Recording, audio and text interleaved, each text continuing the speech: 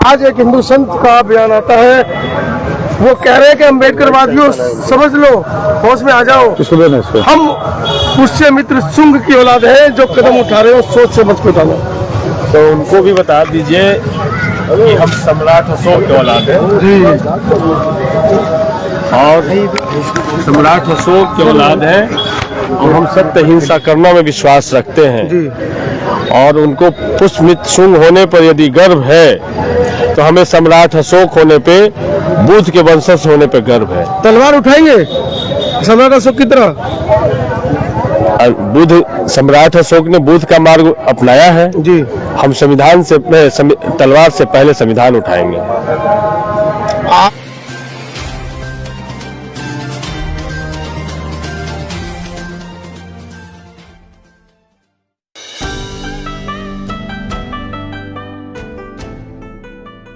आज video viral हो रही है, जो आपने विधानसभा के अंदर जो अपना वक्तव्य दिया है, उस वीडियो को हमने पूरा वॉच किया तो उसमें ऐसा लगा कि आपको बोलने से रोका जा रहा है। यहाँ तक कि चेयरपर्सन खुद कह रहे हैं कि आपको सिर्फ 1 मिनट का, जबकि लोगों को आधा घंटा समय दे रहे थे। एक्चुअली में चेयरपर्सन है और व्यवस्था है। आप जान रहे हैं कि आपके लिए अलग व्यवस्था है, दूसरों के लिए अलग व्यवस्था है। बिहार में आप जान रहे हैं कि बीजेपी और जदयू की सरकार है और बीजेपी ठेका ले रखी है एक धर्म का राष्ट्र बनाने का। जी, ठीक है, जबकि उनको पता नहीं है कि भारत का संविधान है जो सेकुलर है जी। उसके बावजूद भी वो एक धर्म का राष्ट्र बनाने की बात करते हैं। तो क्या हम पूरा बुद्धमय भारत की बात करें तो उसको मानेंगे? वो कोई इस्लाम मानने वाले लोग कहेंगे हम भारत को इस्लाम राष्ट्र बनाएंगे, इस बात को मानेंगे? तो भारत सेकुलर है और विभिन्न राज्य, विभिन्न भाषा, विभिन्न जाति, विभिन्न धर्म के लोग यहाँ पर रहते हैं, इसी वजह से भारत सेकुलर है। और इसलिए संविधान यदि है तो हमारा अधिकार है, संविधान है तभी हम विधानसभा में जा पाए हैं, तभी हम बोल पा रहे हैं। और वो जो चेयर पे जो बैठे हैं हमारे स्पीकर महोदय, वो एक मिनट 5 मिनट नहीं बोल रहे हैं, एक्चुअली में हमारे मुद्दे से भटकाना चाहते हैं। आप उनका इंटेंशन जब देखेंगे तो मुद्दे से भटकाना चाहते हैं। वो चाहते हैं कि इस तरह से जो जनता से जुड़ी हुई सवाल है, जो समता, स्वतंत्रता, बंधुता से जुड़ी सवाल है, बुद्ध विरासत से जुड़ा हुआ सवाल है, बाबा साहब भीमराव के ख्यालों से जुड़ा हुआ जो कोई सवाल है, तो उस सवाल के सदन में आने दें। सवाल यह है, आपने जो आवाज उठाई उससे ऐसा लगा कि पूरे बौद्ध समाज के अंदर बड़ा हस्र, बड़ा जोश उसके अंदर आया है कि चलो किसी ने तो आवाज उठाई है। लेकिन वहीं दूसरी तरफ आपकी जो पार्टी है, आपकी जो पार्टी के राष्ट्रीय लोग हैं, उनका क्या कहना है इस मामले पे? देखिए, पार्टी एक अलग चीज है। हम तो साफ साफ कहते हैं कि राजनीति अलग चीज है, धर्म अलग चीज है।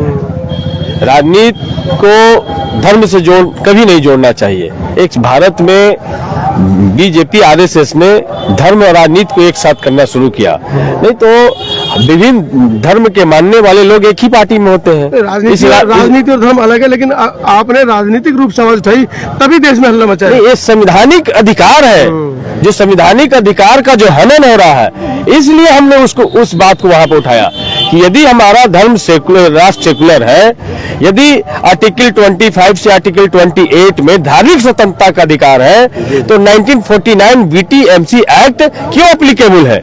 उसको रिवील किया जाए, उसको हटाया जाए और बौद्ध विरासत है, बौद्ध या का महाबोधि महाविहार बौद्धों को हाथ में सौंपा जाए। यदि महोदय यदि नहीं सौंपा जाता है तो ये शर्त बौद्धों पर क्यों हो?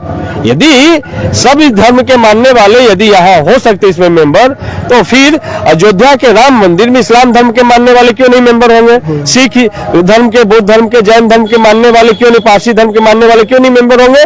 तो यदि अयोध्या का या किसी मंदिर का उस धर्म के मानने वाले, और खास करके हिंदू धर्म में तो पंडा ही, जो ब्राह्मण समाज के जो लोग हैं वही मेंबर होते हैं। विष्णुपद मंदिर में वही ब्राह्मण समाज के ही लोग मेंबर होते हैं। फिर भी हिंदू धर्म में किसी को कोई इतराज नहीं है।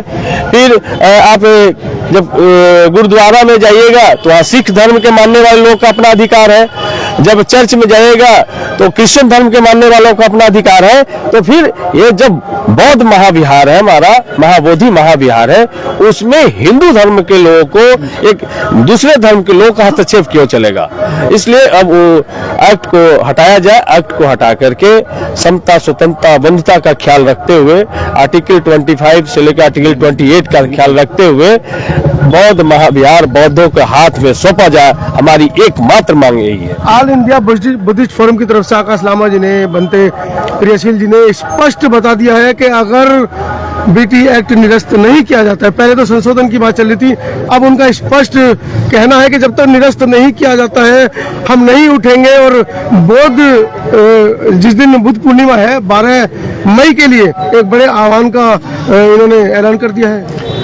देखिए, एक चीज है, आपने देखा होगा कि भले ही मेन स्ट्रीम मीडिया ने इस आंदोलन को बहिष्कार किया जी, क्योंकि बहुजनों के हर एक आंदोलन को बहिष्कार करते हैं। 2 अप्रैल 2018 को जब SC/ST एक्ट के खिलाफ में जब देश का बहुजन सड़क पर उतरा था तो उसको भी बहिष्कार करना चाहते थे, लेकिन भारत ऐसा बंद हुआ कि उनका जहाज भी नहीं उड़ पाया, अडानी का एक जहाज नहीं उड़ पाया था, तो मजबूरन फिर उनको चलाना पड़ा उस न्यूज को। फिर आप CA/NRC को देखें कि उनके भी लड़ाई को किसी ने दिखाना नहीं शुरू किया, लेकिन जब देश के हर एक कोने चौक चौराहे पे जब धरना होना शुरू हो गया CA/NRC NPR के खिलाफ में, तो फिर मजबूरन मेन स्ट्रीम मीडिया को भी वापस आना पड़ा। आप देखते किसान आंदोलन को खालिस्तानी बताया गया, उग्रवादी बताया गया, आतंकवादी बताया गया। जब देश के किसान जब एकजुट हुए तो सरकार को भी जुटना पड़ा और कानून को भी वापस लेना पड़ा। तो उनको स्पष्ट रूप से जानना चाहिए कि बुद्ध के मानने वाले, अम्बेडकर के मानने वाले, पेरियार के मानने वाले, जगदेव के मानने वाले, कर्पूरी के मानने वाले, मानव काशीराम साहब के मानने वाले, ये तमाम लोग एकजुट हो रहे हैं। और बुद्ध पूर्णिमा के दिन तक यदि सरकार इसका अस्थायी समाधान नहीं लेकर के आती है तो फिर संख्या के बल के आधार पर लड़ाई होगी। यहाँ तो आज 25वां दिन है, यहाँ जो लोकल जो हिंदू भाई के लोग हैं उनको कोई दिक्कत नहीं है, उनका कोई हस्तक्षेप नहीं है। वो चाहते हैं, यहाँ के लोग भी, स्थानीय लोग भी चाहते हैं कि भाई बौद्ध महाविहार बौद्धों के हाथ में हो। जब उनसे पूछिएगा, हमने कल जब सदन में सवाल उठाया तो बहुत सारे माननीय सदस्य, यहाँ तक कि सरकार के मंत्री भी हमारे पास में आए और उन्होंने कहा कि ऐसा है, ये तो अन्याय है, ये तो बौद्ध महाविहार बौद्धों के हाथ में होना चाहिए, ये तो कानून दम खत्म होना चाहिए। बिहार में चुनाव है, ऐसा तो नहीं विधायक जी के पास कोई मुद्दा नहीं है, आपको सीढ़ी बनाकर वो अपनी राजनीतिक रोटियां सेक रहे हो? देखिए, आंदोलन 1992 में भी शुरू हुई थी भंते सुरेश देसाई का अगुवाई पर। वो आंदोलन दबाई दी जाती है। भंते सुरेश देसाई को एक नेशनल माइनॉरिटी कमीशन का साधारण एक मेंबर बनाकर 25 साल का गैप था। देखिए, 25 साल बहुत बड़ा होता है। एक बच्चा पैदा होकर भी शादी के लायक हो जाता है, शादी भी कर जाते हैं। तो हम लोग ने 2 साल पहले हम लोग ने बोध गया में एक मीटिंग रखी थी, और मैं आपको कह रहा हूँ सतीश कुमार दास फर्स्ट मीटिंग से हमारे साथ नहीं, मैंने दिल्ली में भी देखा था, पटना में भी देखा था। तो मैं हमेशा कहता हूँ, लेकिन सिक्के के 2 पहलू तो होते ही हैं। देखिए, मैं हमेशा कहता हूँ दोनों तरफ नहीं होना चाहिए। देखिए, मैं हमेशा कहता हूँ, हमारे बहुजन, हमारे जो बुद्ध को मानने वाले जितने भी विधायक है, MP है, मंत्री है, जो भी है, आप लोग कुछ भी सोचिएगा तो राजनीति से ऊपर उठ के सोचिए। तो ये मैं ऐलान करता हूँ आज के दिन में कि सतीश कुमार दास जी, उनको फिक्र नहीं है हमको टिकट मिले ना मिले,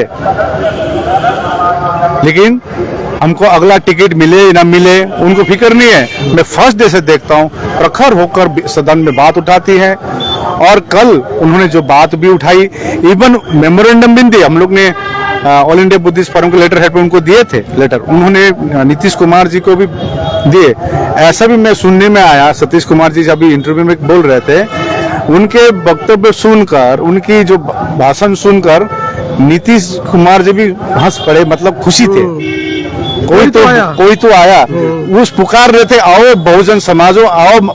देखिए, राजनीति से ऊपर उठ के काम कीजिए। बिल्कुल, जब जैसे चंद्रशेखर आजाद, देखिए दूध नहीं पिलाते, चंद्रशेखर आजाद ने सदन में, मतलब पार्लियामेंट में, उनको भी फिक्र नहीं है।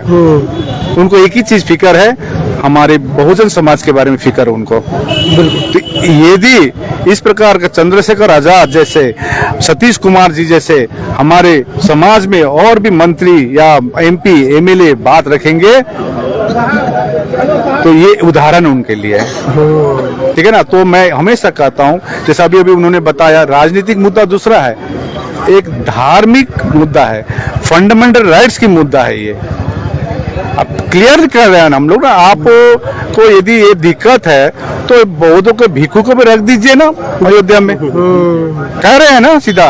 तो वहां पर हमको बौद्ध भिक्षु तो छोड़ दिया, हमारे बहुजन लोग भी वहां पर नहीं है, अंदर नहीं जा पा रहे, दर्शन नहीं कर पा रहे। कमेटी में नहीं है, कौन जाति है आपको तो मालूम है। बिल्कुल। तो अब हम लोग BT एक्ट 1949 जब तक निरस्त नहीं होगी तब तक हम लोग यहाँ धरने से नहीं उठेंगे। और इस बार का जो बुद्ध पूर्णिमा में पूरे भारत में, पूरे संसार के बौद्ध यहाँ आ रहे हैं। कितना यहाँ पर होगा इसका अनुमान मैं तो 10 लाख बोला, 10 लाख से बहुत ज्यादा होगा। अच्छा विधायक जी, एक आखिरी सवाल लेता हूँ, क्या पार्टी लाइन से ऊपर उठकर हमारे विधायक सांसद अपनी स्वेच्छा से कुछ ऐसा बोलना चाहते हैं? क्या उनको डर है जो इस मामले से क्या 2 अप्रैल से ही बहुत से विधायक सांसदों के पेट में दर्द था, वो कुछ बोल ही नहीं पाए? क्या लग रहा है? अब तो ये तो सामाजिक मामला है, सामाजिक मुद्दा है, पॉलिटिकल तो है ही नहीं, फिर भी नहीं बोल पा रहे हैं। देखिए, एक सबसे पहली बात कि मुद्दे की समझ होनी चाहिए, और मुद्दे की जब समझ होगी तो पार्टी हमको कहाँ रोक रही है? जनता का बात, लोगों की बात, अल्पसंख्यक समाज की बात, किसी को दबाया जा रहा है उसकी बात, इसी के लिए तो सदन है। सदन किसके लिए है? इसी की जो दबे कुचले आवाज, जो जिनकी आवाज वहां तक नहीं पहुंच रही, उस आवाज को हमको वहां पहुंचाना है। और हमने कल वही काम किया कि भाई इतनी बड़ी एक संख्या पूरी दुनिया में, मतलब कि 200 देशों में अगर माने तो 180 देश तक के बुद्ध पहुंच चुके हैं। इतनी बड़ी रीच जिस गौतम बुद्ध की जिस जगह पे हम जन्म लिए, और वहां पे एक लड़ाई चल रहा हो और इस बात को हम सदन में ना उठाए, तो फिर आखिर हम सदन में गए क्यों? जनता का हम पर भरोसा किस लिए होगा कि जनता के सवाल हमने उठाए?